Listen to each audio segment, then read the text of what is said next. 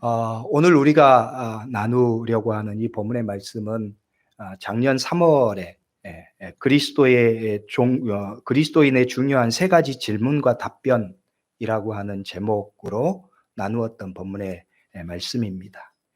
당시 이 코로나19 때문에 대면 예배를 할 수가 없어서 가정 예배로 드릴 때였습니다. 그래서 가정 예배 순서지에 이렇게 조그맣게 제한된 내용으로 여러분들에게 간단하게 나누었던 내용입니다. 그래서 보신 분들도 계시고 안 보신 분들도 계시고 또 그 내용이 또 이렇게 짧게 제한되어 있어서 오늘 이 본문의 말씀을 가지고 조금 더 구체적으로 그리고 이 말씀을 통해서 하나님께서 우리에게 주시는 내용들을 조금 더 깊이 나눌 수 있는 시간이 되었으면 좋겠습니다. 그래서 오늘 본문의 말씀을 다시 나눕니다. 오늘 본문의 말씀을 나누면서 이 말씀을 통해서 우리의 신앙생활의 근본적인 질문을 우리가 다시 할 수 있는 시간이 되었으면 합니다. 왜냐하면 이 그리스도인들의 이 삶의 근본적인 질문을 우리가 갖고 살아가는 것이 필요하기 때문에 그렇습니다. 본질을 잃어버리지 않기 위해서 우리에게 늘 이 근본적인 그리스도인으로서 질문을 가지고 살아가는 것이 오늘 우리에게 필요한 거죠. 또 오늘 본문의 말씀을 나누려고 하는 목적이기도 합니다. 그러면 과연 이 신앙생활의 목적이 무엇일까? 또 왜 신앙생활을 하는 걸까? 이 질문은 올바른 그리스도인으로서 반드시 해야 하는 중요한 질문입니다. 왜냐하면 신앙의 목적을 알아야 신앙의 기초를 바로 세울 수 있기 때문에 그렇습니다. 또한 우리의 삶의 여정에서 그리스도인으로서의 마땅한 신앙의 자세를 우리가 온전하게 세울 수 있기 때문입니다. 어떤 글에 보니까 우리의 신앙적 삶의 목적과 의미에 대해서 이렇게 정의한 글을 보았습니다. 신앙이란 기초를 세워 목적에 이르는 것이 아니라 목적에 만든 기초를 놓는 것이다 라는 거예요. 우리의 신앙이 어떤 거냐? 기초를 세워서 목적에 이루는 목적지향적인 그런 삶이 아니라 우리의 중요한 목적이 먼저 중요하다는 거예요. 그 목적에 맞게 기초를 세우고 그 목적에 맞는 삶의 성취, 믿음의 성취가 오늘 우리의 삶에서 중요하다는 거죠. 그래서 바른 목적을 갖는 것, 바른 기초, 바른 목적을 갖는 것이 기초를 세우는 일에 선저적이고 중요한 일이 됩니다. 목적이 바로 세워지지 못하면 기초는 당연히 바로 세워질 수 없는 거죠. 목적에 따라서 기초가 자리 잡는 것이 그래서 필요합니다. 목적을 잘못 이해하면 엉뚱한 기초를 떼우고 방향이 잘못되고 문제의 악순환이 계속되기 때문에 그래요. 그래서 혼란스러운 거죠. 그런데 빌립보서의 말씀은 그리스도인들의 신앙적 삶의 목적을 명확하게 가르쳐 주시는 말씀입니다. 이는 동서고금을 막론하고 모든 그리스도인들에게 가장 중요한 문제 가운데 하나입니다. 앞서 언급했던 것처럼 그리스도인으로서 우리의 삶은 바른 기초와 목적을 세우는 것이 절대적이고 우선이기 때문에 그렇죠. 그 일이 어떤 면에서 이 신앙생활의 성패를 좌우한다고 말할 수가 있어요. 빌립보서의 말씀을 보면 바울은 이 점을 지속적으로 강조하고 있는 것을 볼 수가 있습니다. 사도 바울은 이 신앙적 기초와 목적의 중요성을 알고 강조해서 가르치는 거예요. 그가 기록한 서신서의 말씀 중에 가장 이 점을 강조하는 말씀이 바로 이 빌립보서의 말씀입니다. 그래서 유명한 신학자 A.D. 카스는 빌립보서 강해서를 저술하면서 이 빌립보서 강해서의 제목을 그리스도인의 정의라고 잡았습니다. 그리스도인의 정의. 영어로는 Basic for Believers라고 이름 붙여졌습니다. 믿는 자들로서 그리스도인으로서 가장 기초가 되는 것, 그것을 바로 세우는 것, 그것이 중요하기 때문에 그렇죠. 그래서 빌립보서의 모든 가르침의 핵심이 바로 이 신앙의 기초가 무엇인가, 신앙의 목적이 무엇인가, 우리가 왜 예수 그리스도를 믿고 그리고 우리의 믿음의 여정은 어떤 것을 지향해야 하는가라는 것을 가르쳐 주고 있는 거예요. 개인적으로 생각하기에는 이 빌립보서와 관련된 책 중에 이 A.D. 카슨의 이 그리스도인의 정의라고 하는 이 책이 가장 그 내용을 잘 담고 있는 책이라고 생각을 합니다. 그래서 이전 교회에서 사역할 때 이 책을 가지고 이 빌립보서의 강의를 하기도 했습니다. 나중에 빌립보서 강해를 할 때 이 책의 내용을 또 우리 성도들하고 함께 나눌 수 있는 기회를 가지려고 합니다. A.D. 카스는 이 그리스도인의 정의라고 하는 이 책의 서론에서 가장 먼저 이런 말을 해요. 이 빌립보서의 모든 말씀을 통해서 목적하는 것, 그리고 이 책을 통해서 사도 바울이 가르치려고 하는 그 노력의 결정체가 한 말씀에 지향되고 있다는 거예요. 한 말씀이 완성된다라고 이야기합니다. 그 구절은 바로 빌립보서 3장 10절과 11절의 말씀입니다. 빌립보서 3장 10절과 11절의 말씀을 보면 이렇게 말해요. 내가 그리스도와 그 부활의 권능과 그 고난의 참여함을 알고자 하여 그의 죽으심을 본받아 어떻게 해서든지 죽은 자 가운데서 부활에 이르려 하노니. 이 말씀은 바울의 신앙생활의 목적을 분명하게 드러내는 거예요. 바울이 신앙생활하는 목적이 뭐냐? 또 바울이 신앙생활 속에서 그리스도인들에게, 빌립보 교인들에게 심어주려고 하는 신앙의 목적이 뭐냐? 그것은 바로 예수 그리스도의 십자가와 부활을 아는 거라는 거예요. 예수 그리스도의 십자가와 부활. 그것을 알기 위해서 나는 끊임없이 이 신앙의 여정을, 영적인 전투를 가지고 싸워가는 것이라고 말을 하고 있는 거죠. 그래서 이 두 구절의 말씀이 전체 빌립보서의 가르침의 핵심으로 제시하고 있습니다. 그리고 오늘 우리가 이 나누는 본문의 말씀도 바로 그 점을 강조하고 있어요.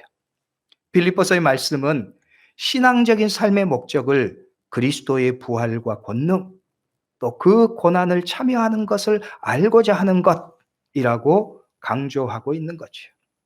그리고 이 그리스도의 부활의 권능을 알기 위해서 본받는 것이 그의 죽으심, 그리고 그의 이 죽으심과 고난과 죽으심, 그것을 본받는 것이다.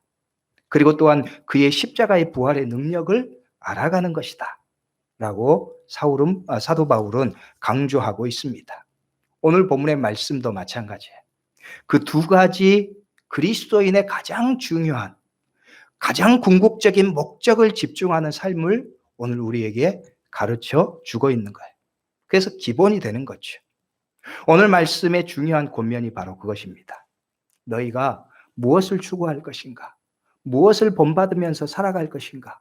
무엇을 바라보면서 살아갈 것인가? 예수 그리스도를 바라보라.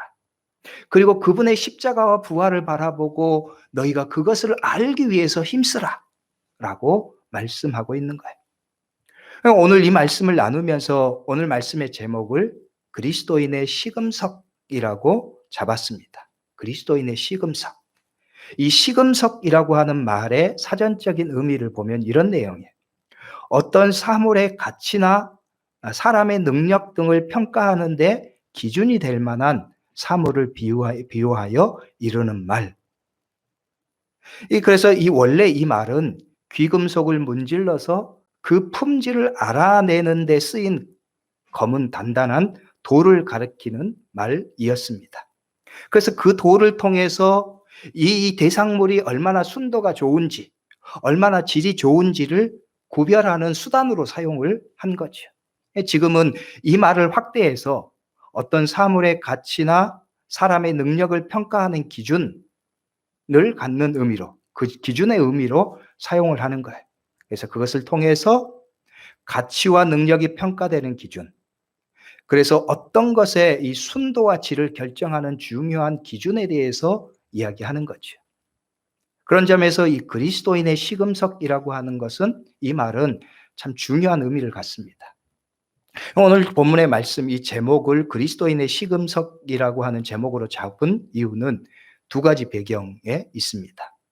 첫째는 앞서 언급했던 것처럼 그리스도인으로서 가장 이 본질적이고 기본이 되는 문제를 다루고 있는 이 빌립보서의 말씀의 성격 때문입니다. 그리고 또 한 가지는 오늘 본문의 말씀 1절의 말씀에 기인하는 거예요.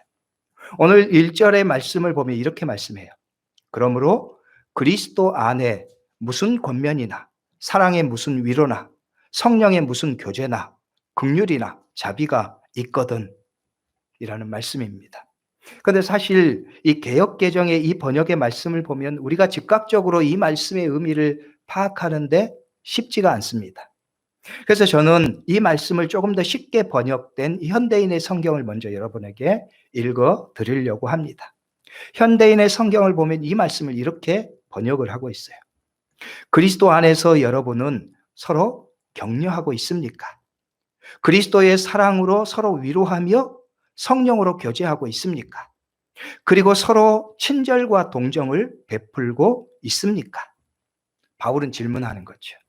여러분은 혹시 지금 예수 그리스도 안에서 이렇게 하고 있습니까? 라는 거예요. 여러분은 서로 격려하고 있습니까? 서로 위로하고 있습니까? 성령으로 교제하고 있습니까? 서로 친절과 동정을 베풀고 있습니까? 라는 질문이에요. 그리고 이어지는 2절의 말씀을 보면 이런 말씀이 이어져요. 그렇다면. 그래서 1절과 2절의 말씀을 연결해 보면 이렇게 말씀하는 거예요. 여러분은 혹시 지금 그리스도 안에서 서로 격려하고 있습니까? 서로 위로하며 성령으로 교제하고 있습니까? 서로 친절과 동정을 베풀고 있습니까? 만약에 여러분이 지금 그러하다면 이라는 거예요. 만약에 여러분이 그러하다면, 여러분이 지금 그렇게 하고 있다면 이라는 거예요. 그러면 사도 바울이 이 말을 통해서, 이 말씀을 통해서 무엇을 말씀하려고 하는 걸까? 지금 사도 바울이 말하려고 하는 것은 여러분이 지금 그렇게 하고 있다면 그것이 바로 여러분이 참 그리스도인이라고 하는 증거라는 거예요. 다른 말로 하면 시금석이 되는 거죠. 건강한 그리스도인, 온전한 그리스도인으로서의 시금석입니다. 만약에 여러분이 그렇게 하다면 여러분은 잘하고 있습니다. 잘 시작했습니다. 그러니 여러분은 더욱더 이렇게 힘쓰십시오. 그것이 바로 오늘 본문의 말씀에서 사도 바울이 가르쳐주고 있는 내용입니다. 만약 명확한 믿음의 기초 가운데 잘 세워진 그리스도인이라는 것을 명확하게 증명하는 거예요. 그래서 가장 기초적인 크리스찬의 베이직이 이루어진 삶이에요. 그래서 그 일을 여러분들은 더욱더 힘쓰십시오. 그 믿음에 여러분들은 더욱더 충실하게 따르십시오. 그래, 오늘 본문의 말씀이 그것을 강조하고 가르치는 거예요. 그래서 오늘 본문의 말씀의 제목을 그리스도인의 시금석이라고 잡았습니다. 그러므로 우리는 이 말씀을 통해서 우리의 삶을 더욱더 명확하게 점검할 필요가 있어요. 우리는 과연 하나님께서 말씀하시는 것처럼 그리스도인으로서 우리의 삶의 모습이 이러하고 있는가? 우리는 이렇게 힘쓰고 있는가? 우리의 삶의 모습, 우리의 믿음의 모습은 이런 하나님의 기준에 우리는 부합한 삶을 살아가고 있는가라는 거예요. 여기에 대해 더해서 사도 바울은 이렇게 언급해요. 그리스도인의 시금석에 담겨져 있는 삶의 원리를 명확하게 드러내는 거예요. 여러분이 그렇게 하고 있다면 그것은 여러분 잘하고 있는 것입니다. 여러분 기초를 잘 세우고 있고 여러분은 잘된 방향으로 지금 가고 있습니다. 그래서 여러분 그것을 힘쓰십시오. 그런데 여러분 이것을 아십시오. 이러한 삶의 원리에 어떤 삶의 원리가, 이런 삶의 모습에 과연 어떤 신앙적인, 영적인 원리가 있는지를 보여주는 거예요. 그것이 이어지는 오늘 본문의 말씀에 2절부터 4절까지의 말씀이 그러합니다. 이 말씀을 또한 현대인의 성경으로 소개하면 이런 내용이에요.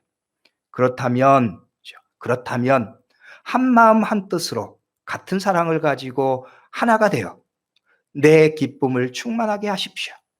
무슨 일이든지 다툼이나 허용으로 하지 말고 겸손한 마음으로 자기보다 남을 낮게 여기며 자기 이익만 생각하지 말고 남의 이익도 생각하십시오. 라는 말씀입니다. 이 말씀은 앞서 1절에 언급된 이 그리스도인의 시금석과 같은 모습, 서로 격려하고 그리스도의 사랑으로 서로 위로하고 성령의 교제로서 서로 친절과 동정을 베푸는 삶, 그런 삶의 모습에 자리한 영적인 원리, 믿음의 원리가 무엇이냐를 보여주는 거예요. 바울은 이 말씀을 통해서 두 가지로 정리하고 있습니다. 첫 번째는 겸손의 원리예요. 겸손의 원리. 3절의 말씀입니다.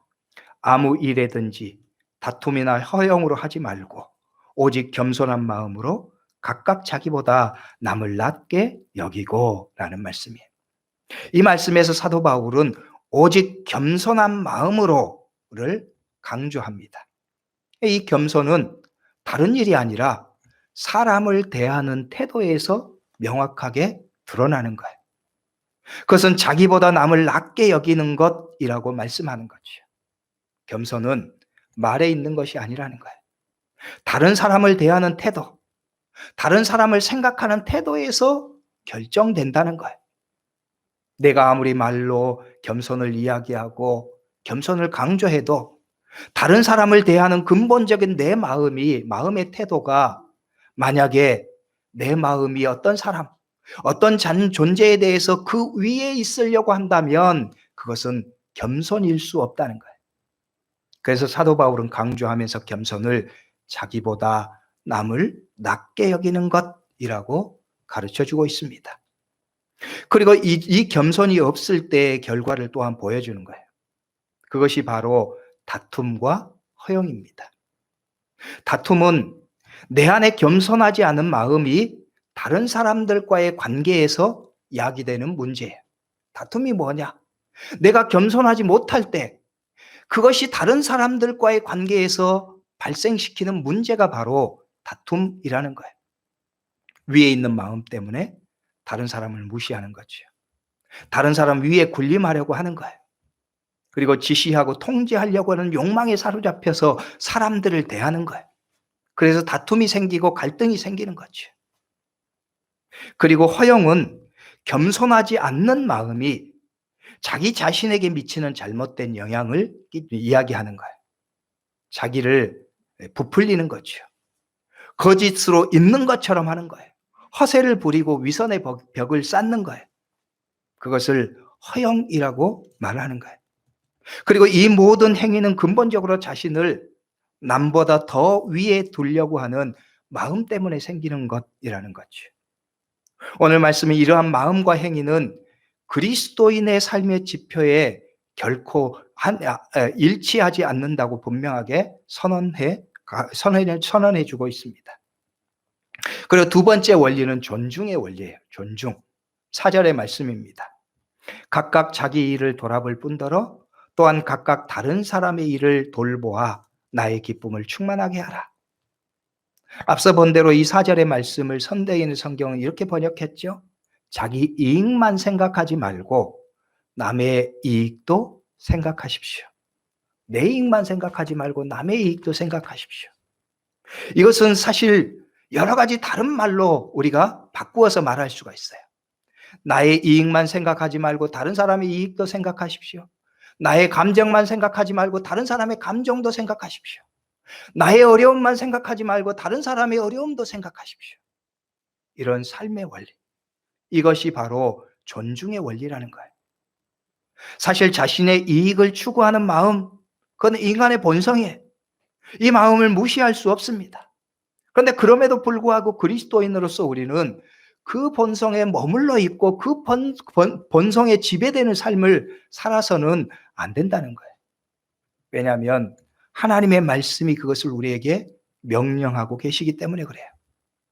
그리고 또한 그 인간의 본성에 따른 결과가 얼마나 비참한지, 얼마나 인간을 실패하게 만들고 얼마나 인간의 삶을 어둡게 만드는지를 우리는 성경의 말씀을 통해서 분명하게 보아요. 인간의 죄도, 인간의 죽음도, 성경에서 말씀하는 인간의 수많은 실패도 결국은 인간의 본성을 따르는 삶의 결과인 것을 보여주는 거예요. 성경뿐만이 아닙니다. 사실은 우리 인간의 역사가 그것을 명확하게 보여주는 거예요. 그래서 우리는 인간의 본성만을 따라서 살 수가 없습니다. 그래서 하나님의 말씀은 오늘 우리에게 그렇게 명령하는 거예요. 자기 이익만 생각하지 말고 남의 이익도 생각하십시오. 자기 이익만이 아니라 남의 이익도 생각하는 모습, 여기에 담겨져 있는 다른 사람에 대한 근본적인 태도가 바로 존중이라는 거예요. 다른 사람을 존중하는 것. 나의 이익에 중요한 만큼 다른 사람의 이익도 중요하게 여기는 마음에, 나의 감정이 중요한 만큼 다른 사람의 감정도 중요하게 여기는 마음에, 그 마음의 본질적인 원리가 바로 존중이라는 거예요. 다른 사람을 하나의 인격체로, 하나님이 사랑하신 하나님의 사람으로 인정하는 존중입니다. 그 존중의 마음이 없으면 무시하고 통제하고 굴복시키려고 하고 빼앗으려 하는 거예요. 그 존중의 마음이 없으니까 결국은 이런 삶의 문제가 계속해서 야기되는 거예요. 사실 보면 우리 사회에 계속해서 문제가 되는 두 가지 일을 예로 들어서 생각해도 그렇습니다. 갑질과 이 학교 폭력의 문제, 끊임없이 언론에 또 이야기되고 또 이 문제가 발생하는 거죠. 갑질의 문제가 계속되는 것도, 계속 생기는 것도 사실은 사람에 대한 존중의 문제입니다. 그 마음이 없으니까 그 사람이 하는 일, 입은 옷 혹은 다른 외적인 요소로 그 사람을 평가하고 대하는 거예요. 그래서 내가 그 사람보다 우월한 존재다고 생각하고 위에 있는 사람이라고 생각하는 거예요. 그래서 함부로 무시하고 모욕적으로 행동하고 말하는 거죠. 그 사람을 한 사람의 인격체로, 더 나아가서 하나님께서 창조하시고 사랑하신 하나님의 형상을 입은 존재로 보지 못하는 거예요. 학교 폭력의 문제도 마찬가지죠. 지극히 수평적이고 존중 관계에 있어야 될 학교 친구가 폭력의 대상이 되는 거예요. 무시하고 따돌리고 괴롭히는 대상이 되는 것, 그것도 마찬가지로 사람에 대한 존중이 없기 때문에 그렇습니다. 그 친구가 공부를 못하던, 몸이 약하던, 혹은 가난한 친구라서도 이 하나님 하나의 인격체로 존중할 수 있는 마음이 없으니까 그렇게 행동을 하는 거예요. 그래서 문제가 생기는 거예요. 이는 모든 인간의 삶의 태도에 대한, 인간을 대하는 태도의 문제예요. 교회 공동체 안에서도 그렇습니다. 하나님이 사랑하신 그분의 자녀로서 우리가 다른 성도들을 바라보고 존중할 수 있는 마음, 그것이 기본이라는 거예요. 교회 안에서의 공동체의 일원으로서 우리는 그 기본을 명확하게 세우면서 살아가는 삶이 되어야 한다는 거예요. 그래서 다른 사람을 존중하는 일이에요. 다른 사람의 생각을 존중하고 다른 사람의 삶, 그 존재 자체를 조금 더 존중할 수 있는 삶이에요. 다른 사람의 생각을 존중하면 다름이 비판이 아니라 다양성으로 바라볼 수 있습니다. 그렇지 못하면 나와 다른 생각이 불편한 거예요. 불평이 생기는 거예요. 그것이 비난으로 발전해요. 그것이 결국은 다툼을 야기해요. 다른 사람의 감정을 존중하는 것도 마찬가지입니다. 다른 사람의 감정을 존중하면 함부로 말하지 않아요. 함부로 행동하지 않습니다. 배려합니다. 살피고 존중하는 거죠. 그렇지 못하니까 함부로 말하는 거예요. 공격적인 언어를 사용하는 거예요. 그래서 감정의 상처를 입고 시험에 들어요. 다른 사람이 불편한 존재가 돼요. 공동체가 파괴되는 거죠. 그리고 오늘 말씀은 그러한 모든 삶의 원리를 하나로 묶는 그리스도인의 길을 제시합니다. 그것이 바로 예수 그리스도의 마음을 아는 것, 그 마음을 품는 것이라는 거죠. 예수 그리스도의 마음, 그것이 바로 십자가를 통해서 드러나는 거예요. 십자가를 통해서 하나님의 뜻에, 하나님의 일에 복종하신 그 마음, 너희가 그 마음을 알라. 그 마음이 이러한 모든 삶의 원리, 기본이 되는 그리스도인의 존중과 그리스도인의 겸손이 모두 녹아있는 삶의 원리라는 거예요. 그리고 영적인 모범을 하는 거예요. 그래서 오늘 말씀은 너희가 이 마음을 품으라. 무슨 마음이냐? 그리스도의 마음이다. 그 그리스도의 마음은 어디에서 명확하게 드러나느냐? 예수 그리스도의 십자가를 통해서 드러난다는 거예요. 그것이 오늘 말씀에서 그리스도인의 기본으로서 그리스도의 마음을 품는 삶을 사도 바울이 강조하고 있어요. 예수 그리스도께서 하나님이셨지만 자신을 비워서 종의 형체를 가지신 것도, 사람의 모양을 입으신 것도 겸손과 존중의 마음이셨어요. 자신을 낮추시고 죽기까지 복종하셔서 십자가를 지신 것도 겸손이고 존중의 마음이셨습니다. 겸손의 마음을 가지셨기 때문에 기꺼이 하늘의 영광의 보좌를 버리시고 인간의 몸을 입으셨어요. 하나님을 존중하셨기에 그분의 뜻을 순종하셨어요. 하나님이 사랑하고 구원하기를 원하셨던 인간을 사랑하고 그 인간의 존재를 존중하셨기 때문에 예수님께서는 기꺼이 십자가의 고통과 죽으심을 당하신 거예요. 인간에 대한 존중과 사랑이 없다면 그렇게 할 필요가 없어요. 내가 왜 그렇게 해야 돼? 저 사람 나와 상관없는 사람이야. 나하고 별로 도움되지 않고 나하고는 별로 상관없는 사람들이야. 저 사람 봐, 저건 죄인들이잖아. 예수님께서는 그렇게 하지 않으셨어요.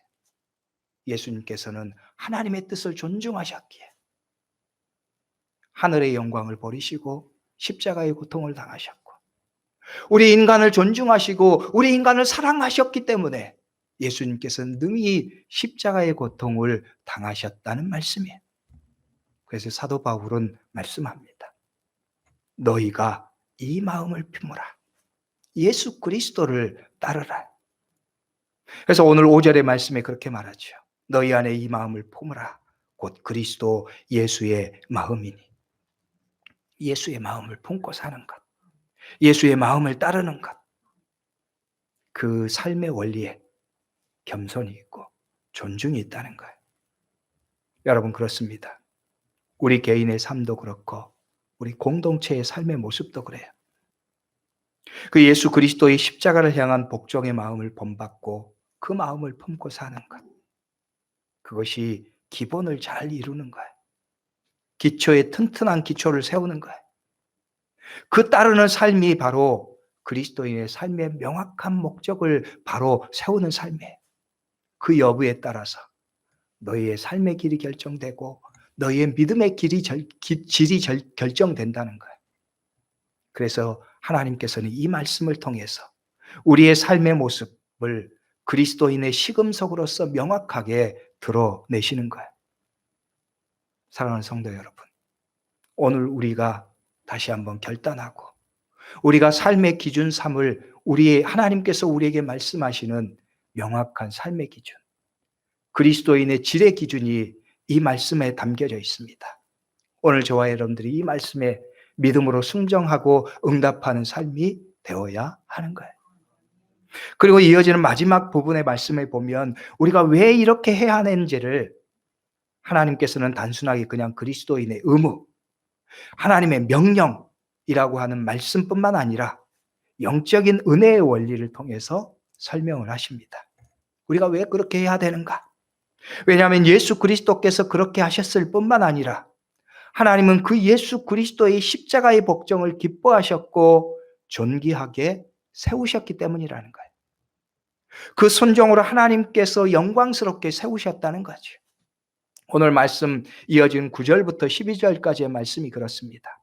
이렇게 말씀하죠. 이러므로 하나님이 그를 지극히 높여 모든 이름 위에 뛰어난 이름을 주사 하늘에 있는 자들과 땅에 있는 자들과 땅 아래에 있는 자들로 모든 무릎을 예수의 이름에 꿇게 하시고 모든 입으로 예수 그리스도를 주라 시인하여 하나님 아버지께 영광을 돌리게 하셨느니라. 예수 그리스도를 따르는 것, 그것은 고된 신앙의 의무만이 아니라는 거예요. 우리가 예수 그리스도 인간의 본성을 인내하면서 겸손과 존중의 마음을 갖고 사는 것, 그것은 그리스도인들의 고된 삶의 의무만이 아니라는 거예요. 그것은 하나님이 기뻐하시는 일이에요. 그런데 하나님은 그 기쁨을 누리기만 하시는 분이 아니라 우리에게 그것과 비교할 수 없는 복을 주신다는 거예요. 예수 그리스도께 그러하셨던 것처럼 오늘 우리에게도 그러하실 것을 약속하시는 거예요. 우리가 앞서 보았던 9절의 말씀이 특히 우리에게 인상 깊게 다가와요. 이러므로 하나님이 그를 지극히 높여 모든 이름 위에 뛰어난 이름을 주사. 하나님이 그분을 지극히 높이셨다. 모든 이름 위에 뛰어난 이름을 주셨다. 하나님이 예수 그리스도를 통해서 최고의 영광을 드러내신 거예요. 사랑하는 성도 여러분, 하나님께 복종하고 그리스도께 순종하는 것은 우리의 가장 큰 복입니다.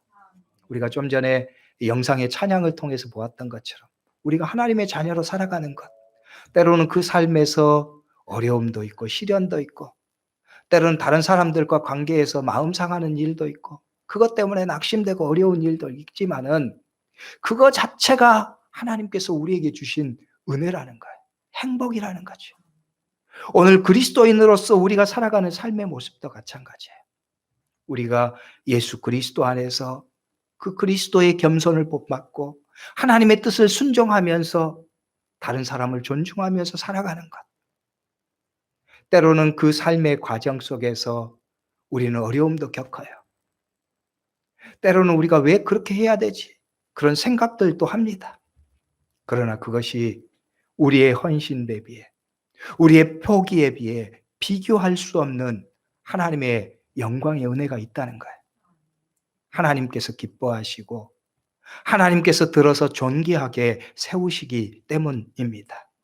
그러므로 우리는 이 그리스도를 따르는 길, 오늘 말씀을 통해서 하나님께서 우리에게 명령하신 이 믿음의 길을 기쁨과 감사로 따르는 자가 되어야 한다는 거예요. 그래서 오늘 12절의 마지막 말씀에 이렇게 말씀해요. 현대인의 성경으로 보면 이 말씀이 이렇게 번역하고 있습니다. 사랑하는 여러분, 그러므로 여러분은 내가 그곳에 있을 때뿐 아니라 내가 없는 지금에도 더욱더 두렵고 떨리는 마음으로 여러분의 구원을 계속 이루어 가십시오. 여러분의 구원을 계속 두렵고 떨리는 마음으로 이루어 가십시오. 내가 있다고 해서 혹은 내가 없다고 해서 여러분 마음의 중심에 그 중심을 흐트러뜨리지 마십시오. 왜냐하면 우리가 가야 될 이 믿음의 길, 예수 그리스도를 따르고 그분의 순종을 본받아서 살아가는 이 삶은 사람의 좌우되는 일이 아니기 때문에 그래요. 환경에 좌우되는 일이 아니기 때문에 그래요.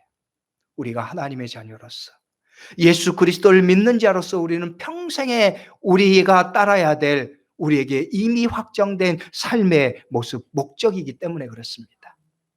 사랑하는 여러분, 그러므로 다시 한번 우리가 주의 말씀 믿음으로 순종해서 우리가 자보자 시작한 믿음의 길, 우리가 하나님의 말씀을 통해서 명확하게 바라보는 우리의 삶의 목적, 다시 한번 우리가 말씀을 통해서 명확하게 세우고 결단하면서 우리의 삶의 길, 우리의 믿음의 길을 두렵고 떨림으로 계속해서 우리가 이루어 나가는 우리 성도들이 될 수 있기를 주의 이름으로 축복합니다. 기도하겠습니다.